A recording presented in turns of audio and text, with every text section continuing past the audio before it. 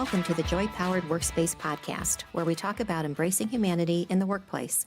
I'm Susan White, a national HR consultant. With me is my co-host and good friend, Jody Curtis, owner of Propel, an HR consulting firm, and she's the author of Joy-Powered and the Joy-Powered Family. In today's episode, we're going to talk about something that I personally am very passionate about, and I know it's important to you as well, Susan. Specifically, our topic is how to propel your career through volunteer leadership. And we have a fabulous guest with us today who has lots of experience in this particular area. Julie Petter serves as the Executive Director for Dress for Success Indianapolis. It's a nonprofit organization that provides local women with work attire, career, and job placement services, and also professional training to guide them towards employment and ultimately economic independence. It's a priceless gift. Dress for Success helps women who are transforming their lives and seeking self-sufficiency. Some have been unemployed, while others have been working but are still unable to fully provide for themselves and their families. They come to Dress for Success Indianapolis for the clothing and the confidence to get a job, and the support and resources to keep the job and move ahead. As the executive director, Julie is responsible for campaign fundraising, volunteer management, event planning, financial oversight, and programming. But before Dress for Success, which is where I met Julie, Julie was the executive director for the Pass the Torch for Women Foundation. That's another organization that embraces the vision of a world where women are more equitably represented.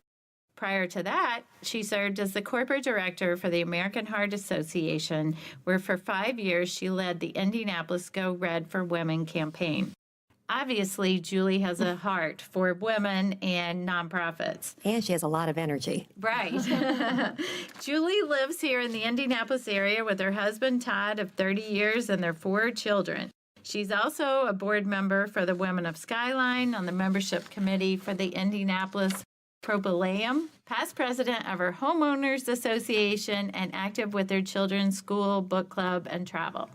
So important to note that not only has Julie worked in nonprofits for most of her careers, but she also volunteers for other organizations as well.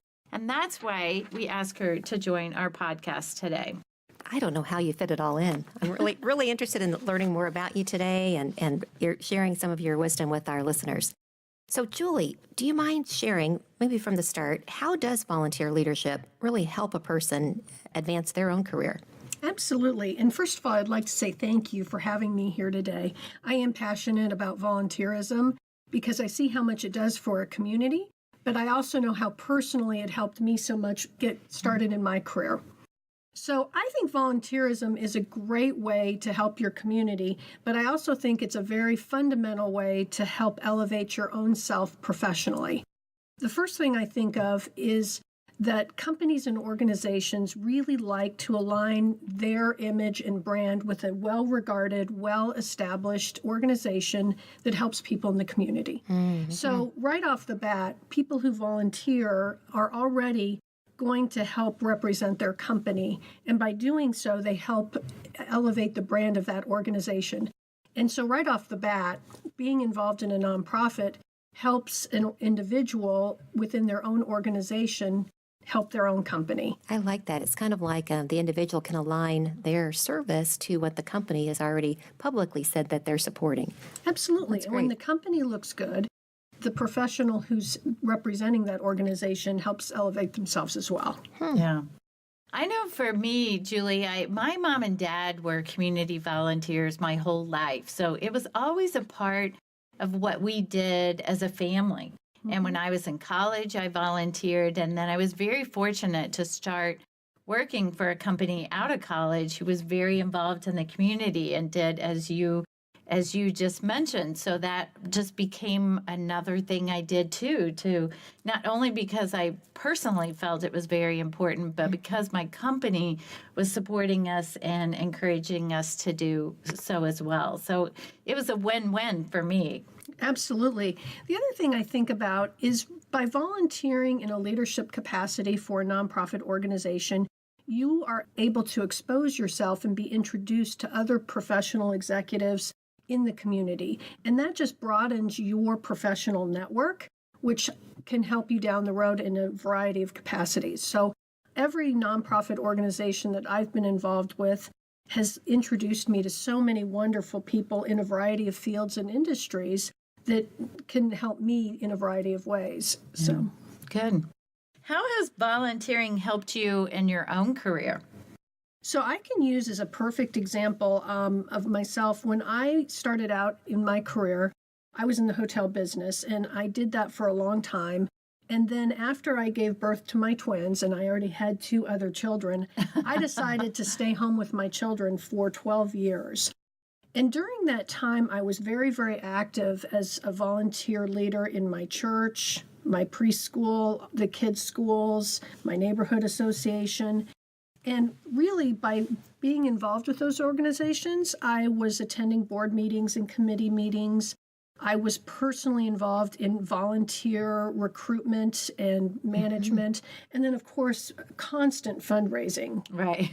And all of those skills directly helped me get my job at the American Heart Association, because even though there had been a gap in my employment, I was able to utilize that nonprofit experience and the skills that I had established through all those years to really get that position. You know, Julie, you brought up a point that I think is really important for our listeners. So the years that you decided to stay home, which I think is a job in and of itself, Right. you were out doing things in the community that you were still skill building, you were expanding your network. You were ready when you decided you wanted to go back into corporate America or to whatever aspect of the working world, and you had built skills while you were away. So I think our listeners that maybe make the same decision, men or women, anyone who decides to maybe be out of the workforce for a period of time, think about what can you do in the volunteer world that's going to continue skill building so that when you come back and you have that interview about, you know, why you're the right person for this job, you've got some really good recent experiences, maybe not paid, but experiences that you can share. Right. I think that's so important too. And I hear so many people at times say, I don't have time to volunteer. And I personally kind of think we don't have time not to. But I think people can look at, and some of the examples you use, we can be leaders or board members in things like our church, which our whole family can be involved in, or it can be as in our kids' sports activities, or, you know, it doesn't have to be a time where we leave our family necessarily to participate. We can do it in a way that we're still skill building, but being actively involved with our family or supporting our family's efforts by being on a school board or a PTO or something like that. Absolutely, especially if you're working involved with something that you're passionate about anyway, something that you really think is making a valuable impact in the community. Right. So, right. I still today attribute my ability, others can tell me if it's a good thing or not, but my ability to run a meeting and also to do team building, I attribute that to my very, very early days of my career when I was learning it from the junior league. Wow. Absolutely. And what an amazing group of powerful women in the community that raise lots of money and do wonderful things for the city. I couldn't agree more. Being able to serve on a committee or board that's being led by a professional executive, you learn about how they inspire the team to achieve the goals that they're trying to achieve. And every leader of the board or committee has different styles that you pick up along the way and kind of make them your own. Right. You know, my own personal experience, I've served on committees and I served on the board of directors for Gleaners Food Bank for 6 years, it was really an awakening that I could go to work all day long and I'd ask people to do things and they would do it. Then I'd go to the board meeting and I'd ask people to do things. They say, well, now, Susan, why should I? So you don't. When you're doing volunteer work, you are having to really learn how to influence without authority. So I think that's another real benefit. Right, right. And much harder. Much harder, right. Absolutely. They're not paid employees. Right. They have to be inspired to the mission of what you're trying to accomplish. And that's not always an easy task. Right. Absolutely. So, Julie, we'd be interested in what is the best or perhaps easiest way to get a leadership opportunity on a board or a committee? I think it's always helpful to start out as a volunteer. So at Dress for Success Indianapolis, before anyone can serve on a committee or a board, they have to come on into the organization as a volunteer. And there's a variety of volunteer ways that they can serve their time. And once they've served as a volunteer, they can kind of then try to get involved on a leadership capacity on a committee. And most organizations, I think, like to have volunteers or people that they know prior to actually joining a leadership board. Makes sense. And if sometimes that seems a little awkward to people to just show up or call in to volunteer, take a friend, take a family member with you, get some other people involved to do it and make it more fun. Well, another way to get involved in a leadership capacity on a volunteer board or committee is also to donate. Organizations are always looking for their donors, of course, and being a donor is an indication that you care about the mission and vision of the organization. So being a donor is also a great way to kind of get your toe into the organization. The other opportunity is to ask someone to nominate you. If you already know someone who's a committee member, a nomination is a great way to get yourself in the door as well. Yeah. That's actually the way I got on my first board, which was Big Brothers Big Sisters of Evansville. And I had a friend who served on the board, and I just called him up and talked to him about it and asked them if they were looking for new board members. And I think that's so many nonprofit boards are looking for help. They're looking for committee members, for volunteers, or board members, and they're typically not posting it on a job site somewhere. So it doesn't hurt to ask. Absolutely. And every nonprofit organization is looking towards their board and committee members to serve in a variety of capacities.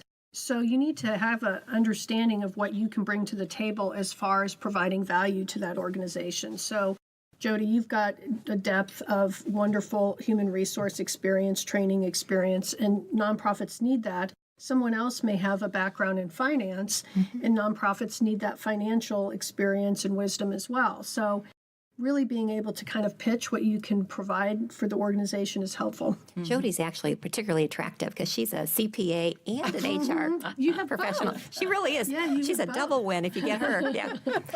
I would also mention that as we talked about trying to do something in alignment with your company's brand, that a lot of large employers will really want, as part of the development for their staff members, they'll want them to be active in the community, to be on committees and boards. I know that an institution that I worked for, it really was expected that if you were going to rise through the ranks, that you got active in the community. So they wanted to support you. If you found something you were passionate about in the community, they would support with, philanthropic dollars, and you would devote your time. So it's another thing. Think about if you're a large employer, talk to your management team, see if they have an interest in nominating you or supporting you on a board. Right. And it is becoming much more common now for organizations to offer paid volunteer time off, too, that people can take advantage of if they volunteer for things during the workday or to support Absolutely. them.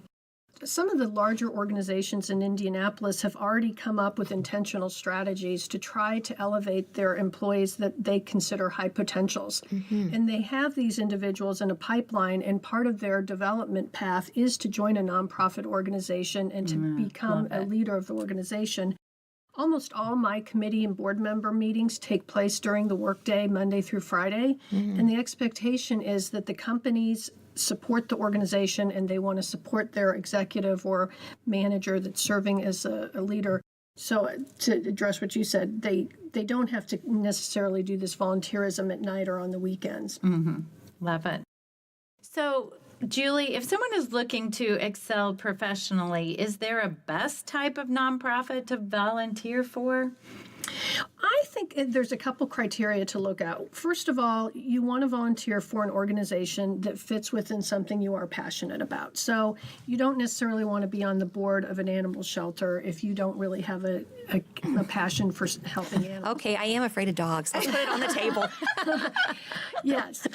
But that being said, if you're in the financial world, maybe perhaps getting involved with women in finance would be something that would allow you to meet other executives that are in your work area. Or if you're in healthcare, perhaps you want to join a committee or board for the American Heart Association, because that's where you're going to meet other like-minded people who maybe have the same professional interests as you do. I see a lot of people, too, who, as you mentioned, the American Heart Association, where maybe someone in their family has struggled with an illness or a disease, then that's an attraction for them that they become passionate about helping, for example, the American Cancer Society or something like that, that then gets them involved because they're passionate about the mission, and then they seek to find the best fit for their skills. Absolutely. So, we all have such limited time and resources, and we have to be so intentional about what we choose to do and not do. And so being able to join a nonprofit organization that helps elevate your company, helps you professionally expand your network, but is also something you truly passionately care about, that is the perfect solution. I hate to end on a downer, but I also think it's important to note that I've been on many boards or in volunteering in organizations where people come representing their company and then are not responsible board members or volunteers. And I think that reflects not just on that person, but on their company as well. Have either of you experienced that? I have. I've experienced it, and really the individual is really only hurting themselves, because if they don't show up for committee meetings and they're not actively engaged, then it's really a bad reflection on their leadership skills. Yeah. So, Julie, I think that the topic today is so important, serving on not-for-profit boards. But I wondered, I would love your opinion, because I do executive coaching, some career coaching as well.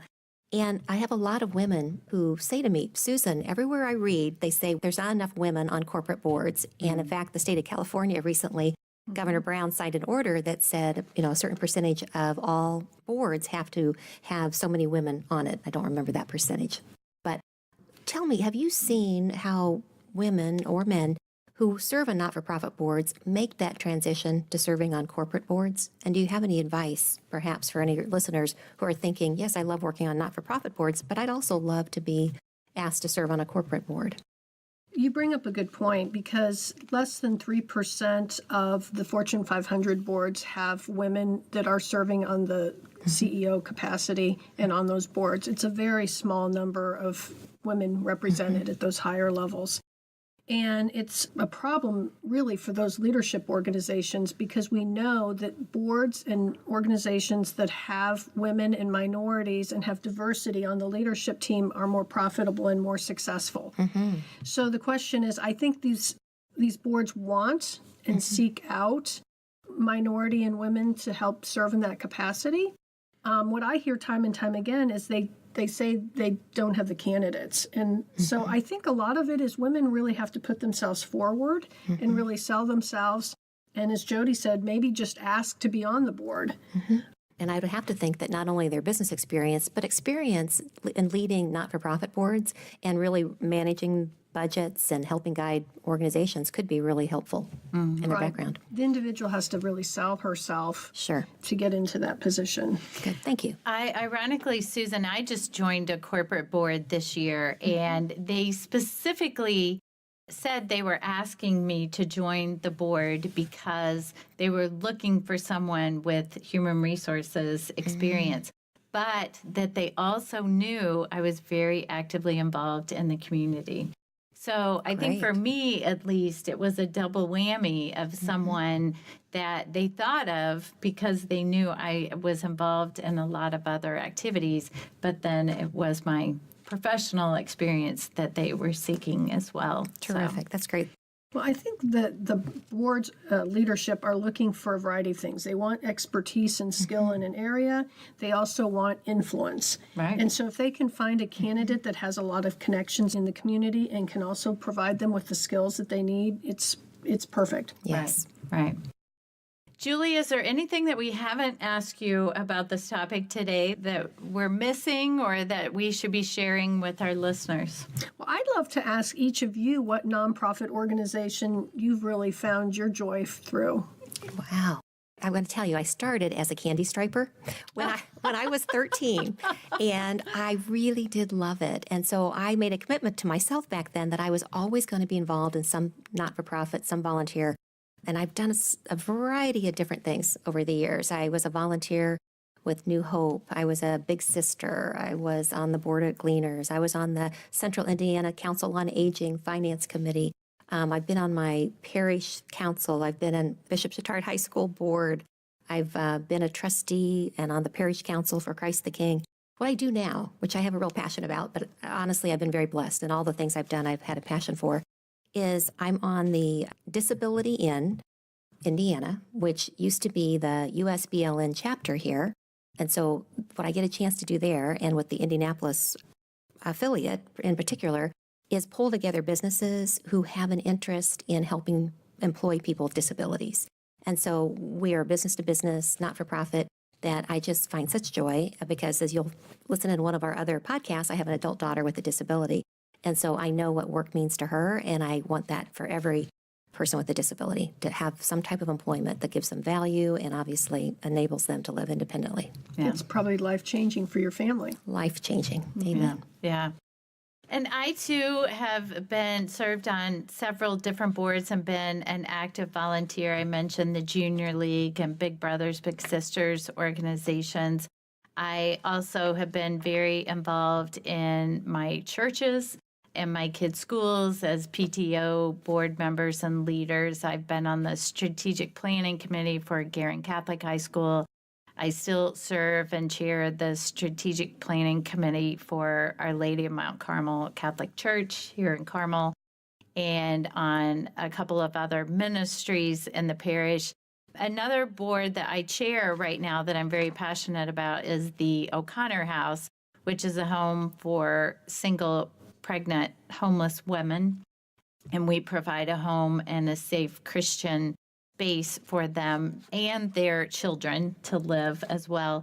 But I've also been very, very active in professional organizations. So early in my career, I was involved in the Indiana CPA Society, served on many committees with them. And then I've been on the board of the Indianapolis SHRM chapter and HR Indiana, which I'm still serve on the state council for them as well. And I think that can be an easy, safe space for people to get involved. You mentioned about women in finance earlier, or whatever might be a professional outlet for people to meet peers in their area of expertise or work as well.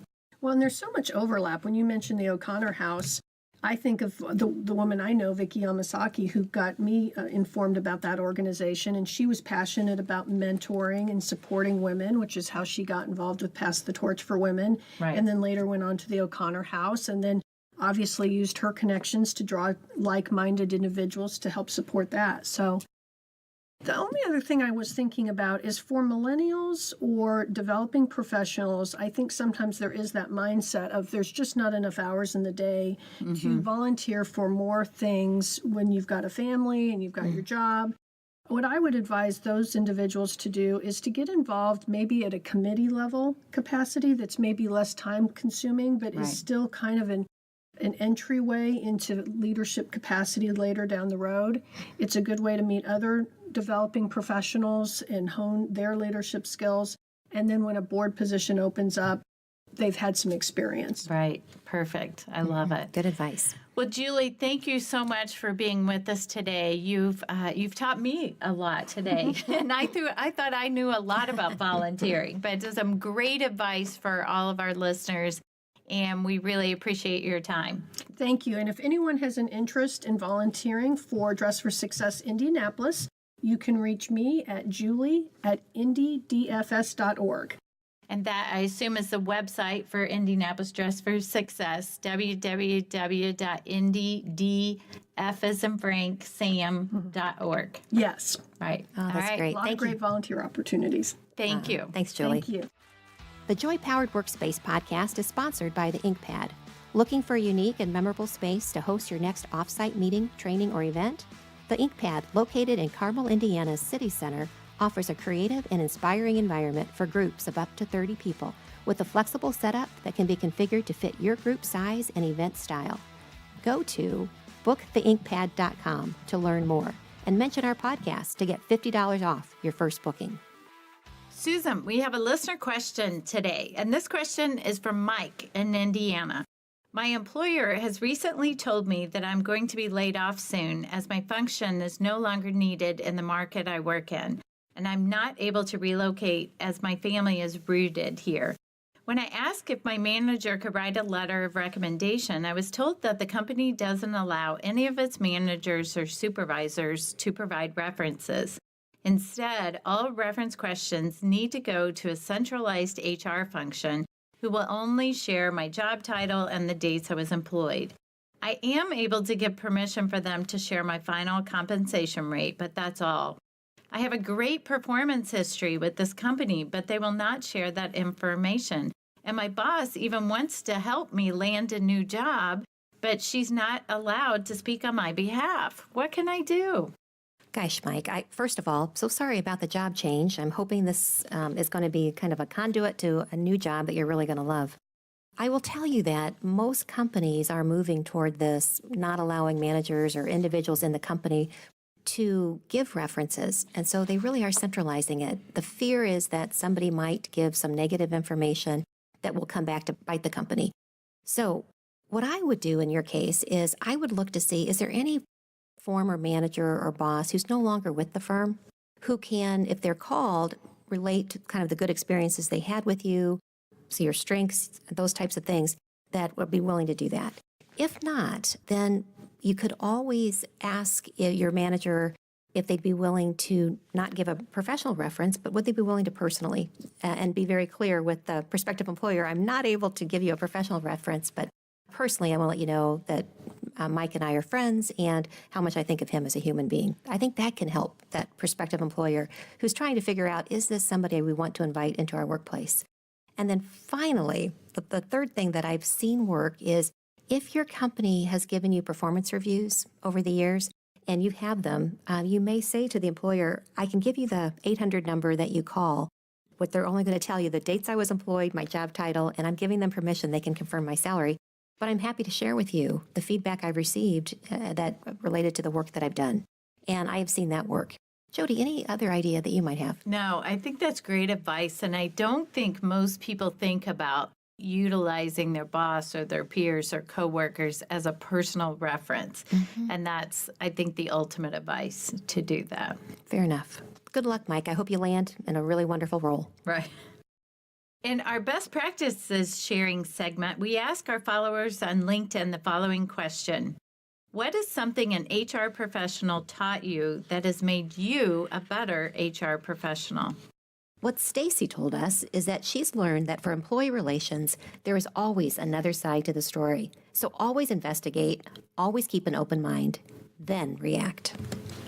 Abby suggested that her HR mentor always challenges her to articulate how she makes a decision. What factors should she consider? How do I weigh the impact of the employee versus the company? And ultimately, what are the repercussions if it ends up being the wrong decisions?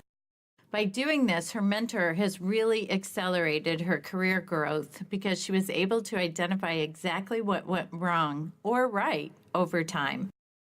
And now she's able to work through more difficult challenges on her own.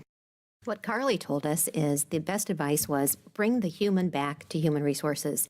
Do things kindly, ethically, with heart and compassion. Yes, legally, fair, and consistency are really important, but what her mentor taught her is that you need to handle HR issues with grace, respect, empathy, and compassion. If your employees weren't there, the company wouldn't be there, nor would you. Melissa learned to challenge herself and others to ask themselves, what is the worst thing that could happen if you are authentic and kind, honest and professional, and speak the truth and respectful? People might not like or even get angry at you, or if someone who could impact your career might even fire you. But is that the worst thing that could happen to you?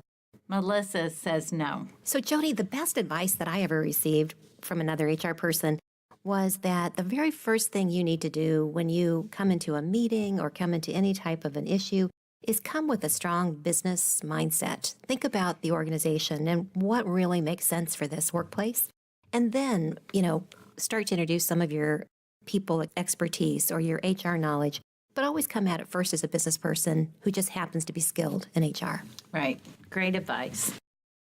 In our In the News segment, Starbucks recently launched new Caregiver benefits. I thought this was really interesting. They offer it for all 180,000 of their U.S. employees. Each worker is eligible for 10 subsidized backup care days every year when arrangements with child or adult care providers fall through. This could be huge for employees. The benefits package they brand as Care at Work has had very minimal to no cost to the employee and includes backup child care, backup care for adults, senior care planning, and a premium membership to care.com where employees can access at no cost an online marketplace for finding and managing family care. It's a $147 value per employee. I wonder if this will be a new trend for employers. I think it's amazing given the huge amount of part-time staff that Starbucks has. I think it's pretty revolutionary to be that generous, and I think it's wonderful. I do too. Please tune in next time. Thank you for listening today. If you've missed any of our podcasts, you can catch all episodes for free on iTunes, Google Play, Podbean, Spotify, or wherever you listen to podcasts by searching on the word Joy Powered. If you like our podcast, be sure to subscribe so you don't miss any upcoming episodes. And we'd love for you to rate and review us on iTunes. It helps people find our show. If you have any questions on any HR topics, you can leave us a voicemail at 317-688-1613 or email us at joypowered@gmail.com. We're also on Facebook, LinkedIn, and Twitter at Joypowered. We welcome listener questions and comments.